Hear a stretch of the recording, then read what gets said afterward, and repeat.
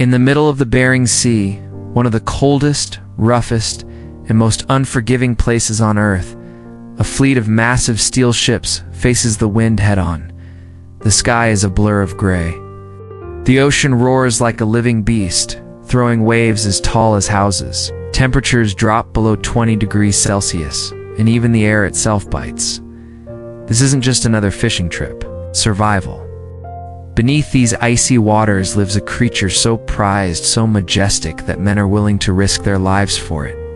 The king crab, a symbol of power, luxury, and the deep's hidden treasures. Each year, when the season opens, a handful of brave fishermen venture into this frozen battlefield.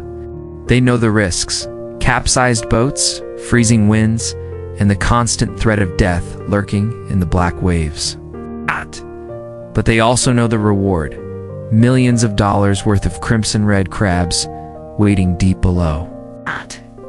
As dawn breaks over the churning horizon, the deck comes alive. Steel cages, the size of small cars, are hauled across the icy floor.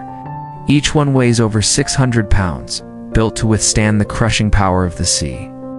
Inside, crewmen carefully load chunks of mackerel bait to lure the giant crabs hiding hundreds of feet beneath the surface. Their movements are quick, methodical. Every second counts. The captain's voice crackles through the radio. "Ready the pots?" Then, one by one, the massive cages are tipped overboard, disappearing into the dark abyss with a heavy splash. Once the traps sink, the real waiting begins. For the next 24 hours, the sea decides their fate. Will the pots rise full of life and money, or come back empty, swallowed by the unforgiving deep? Night falls. The ship rocks violently, tossed by 20-foot waves. Men cling to the railings, faces stung by icy spray. They fight exhaustion, cold, and fear, all for the chance to bring home one of the ocean's most valuable catches. By morning, the call goes out. Haul back. It's time to see what the ocean has given or taken. Winches groan under the weight as the first steel pot breaks the surface. Water pours out in sheets, shimmering under the dim floodlights. And then, a glimpse of red movement, life. The crew erupts in cheers. Inside the cage, dozens of enormous king crabs, their legs stretching wide like armor, glisten in the frozen light.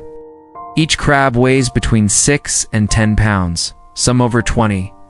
The biggest can stretch across a man's chest, a living prize from the deep.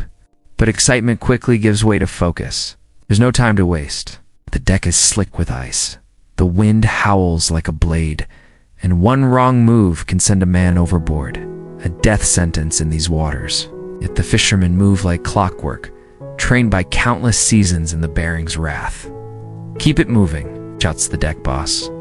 Crabs are scooped into holding tanks filled with circulating seawater, the same temperature as their natural home. This delicate balance is life or death. It's warm, and the crabs will die. It's cold, and they'll shut down, losing their precious flavor and value. It's a race against nature and time.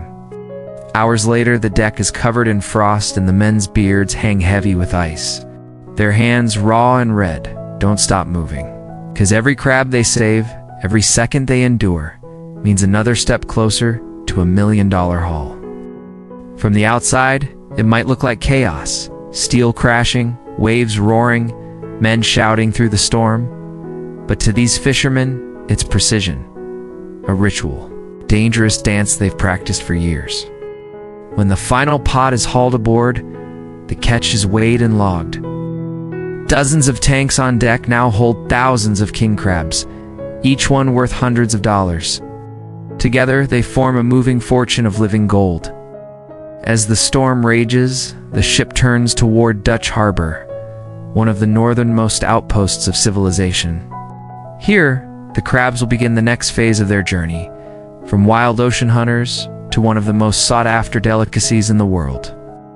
The captain looks out across the waves, his breath turning to frost.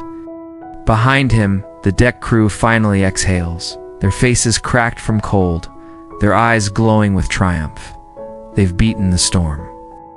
for now, but the journey of the king crab has only just begun. As the storm finally eases, the ship glides toward Dutch Harbor, Alaska, a small wind-beaten port that serves as the gateway between the savage sea and the civilized world. Ow. The docks are alive with motion. Forklifts buzz back and forth, cranes swing overhead, and refrigerated trucks line up like soldiers waiting for battle orders. The ship's hold opens, releasing a cold mist. From deep within, thousands of living treasures emerge, giant king crabs, their shells glistening in hues of red and gold beneath the gray northern sky. Each crab is carefully lifted from the tanks, weighed, and transferred into trucks filled with chilled, oxygenated seawater. The water must match the crab's natural habitat, the same salinity, the same cold bite of the Bering Sea. Too much heat, and they perish. It's too much cold, and they stiffen. Every variable is measured to perfection, because one small mistake can cost thousands of dollars. Within minutes, the convoy of trucks begins to roll. Their destination, the king crab processing plant, a fortress of stainless steel. Humming machines, and precise human hands that transform wild ocean creatures into gourmet masterpieces. Hey. Inside the factory, the air is crisp and heavy with the scent of salt and metal.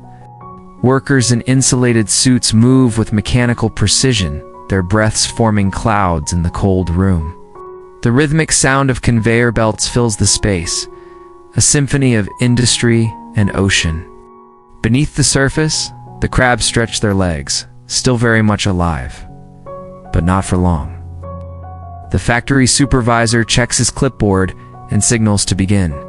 The process has to be perfect, fast enough to preserve freshness, but gentle enough to keep the meat tender and sweet. The first step is sorting. Mechanical arms and human eyes work together, inspecting each crab. Those that are too small or damaged are separated and set aside for other uses. Only the prime specimens between 6 and 10 pounds make it to the next stage. Up to 50,000 crabs will pass through these lines in just one day, representing over $12 million in value.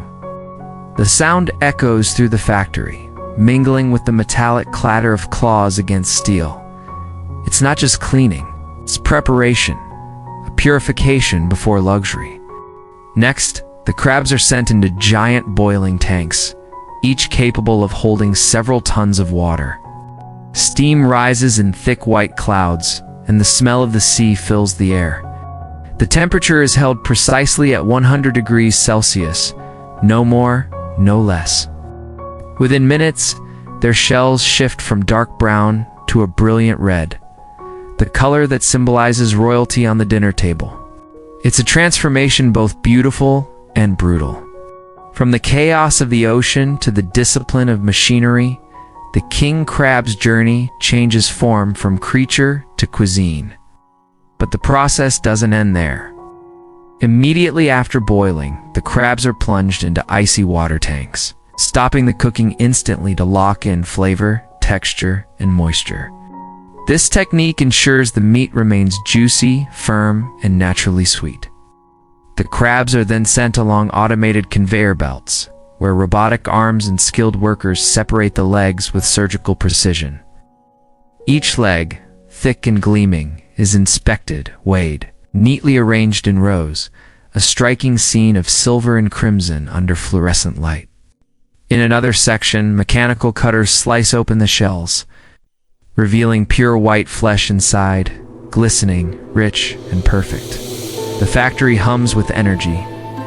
Every movement, every hiss of steam, every clang of metal works in unison toward one goal: perfection. Once the legs are separated and cleaned, they are sent to vacuum packaging machines. Transparent bags fill with plump, snow-white crab meat, sealed tightly under multi-layer films designed to preserve freshness even across continents. Under the bright factory lights, the sealed packs sparkle like frozen jewels. But before any of it can leave the plant, there's one final gatekeeper: the quality control lab. Here, technicians in white coats, run a battery of tests: pH levels, microbiological safety, moisture content, and weight checks. Every number must meet international export standards. Any deviation, and the batch is rejected. Only the best of the best make it through. Finally, the approved packages travel down the last conveyor, the packing line. Here, the products are boxed, labeled with batch numbers, production dates: Tokyo Seoul, New York Seoul, New York. Forklifts lift the boxes into massive refrigerated containers. Doors seal shut with a hiss, locking in thousands of pounds of crab meat, each worth a fortune. Within hours, these containers are trucked to cargo ships waiting at the port, ready to travel thousands of miles across the globe. The workers watch as the containers are loaded. For them, it's another day's work, but also a quiet pride. They've taken what the wild sea offered and turned it into something extraordinary, something fit for kings. As the ship leaves the dock once again, its steel hull slicing through the icy mist, the story of the king crab moves on from ocean to factory, from survival to luxury. From the icy docks of Alaska, the sealed containers make their silent voyage across the Pacific. Inside them, thousands of frozen jewels, gleaming red legs of the king crab, rest in near-zero temperatures, each one carrying a story of danger, precision, and human endurance. Thousands of miles away, in the bustling markets of Tokyo, the refrigerated cargo finally arrives.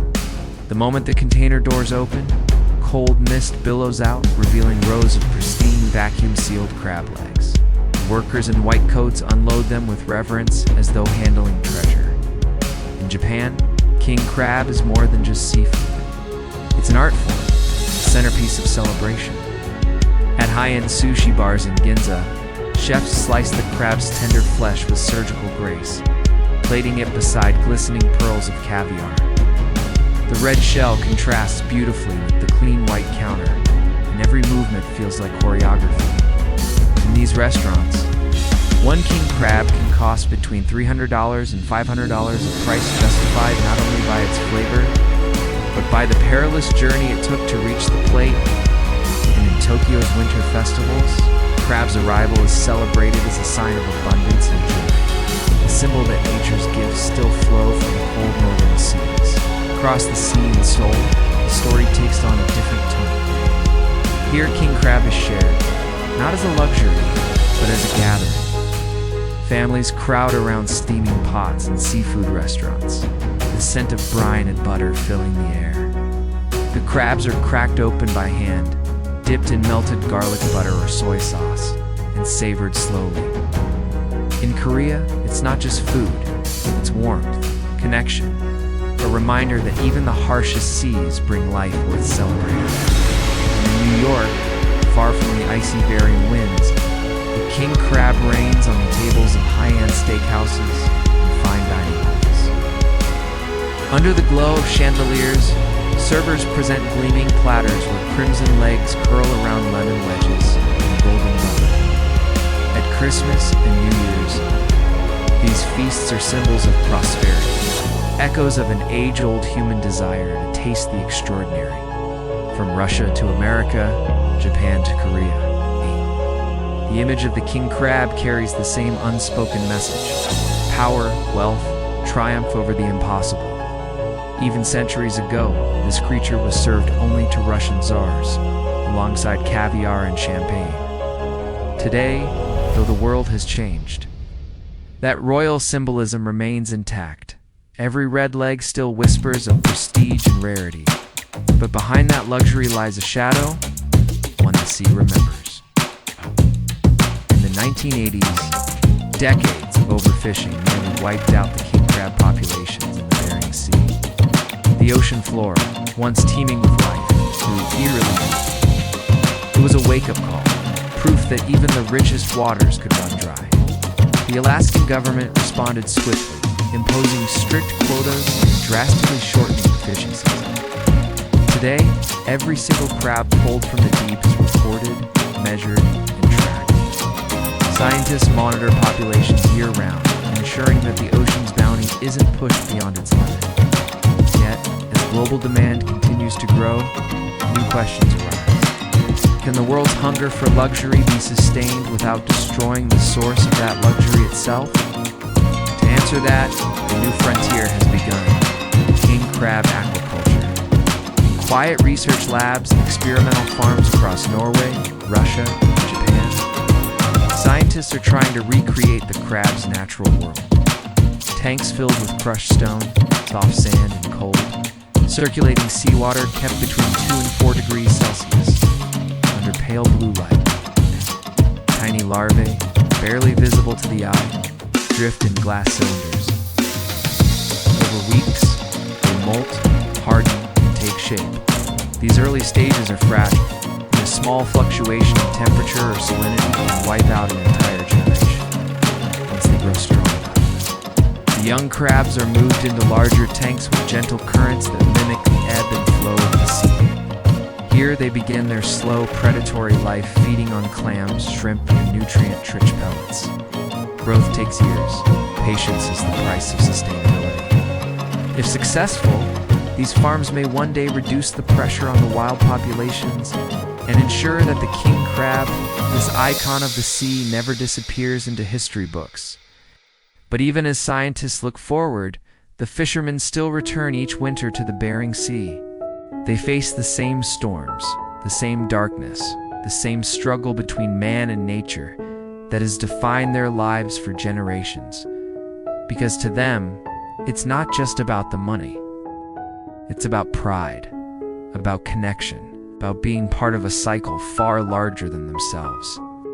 When the sun finally rises over Dutch Harbor, the ocean glitters once more, calm for now, but never tame. The same steel ships stand ready on the docks, their decks still scarred from ice and salt. The crews gather again, faces weathered but determined. They know the risks. They also know the reward, not only in dollars, but in the honor of bringing back something rare, something that carries the taste of survival. And so the story continues.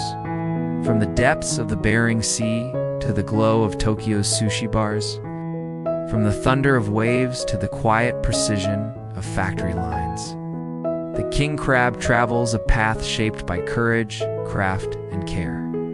50,000 crabs, $12 million. Countless lives and stories interwoven between steel, storm, and sea. The king crab's journey is more than a story of food. It's a reflection of humanity itself, our hunger, our ambition, and our eternal struggle to balance creation with preservation.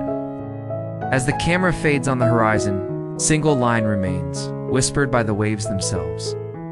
The true value of the sea is not in what we take from it, but in what we choose to protect.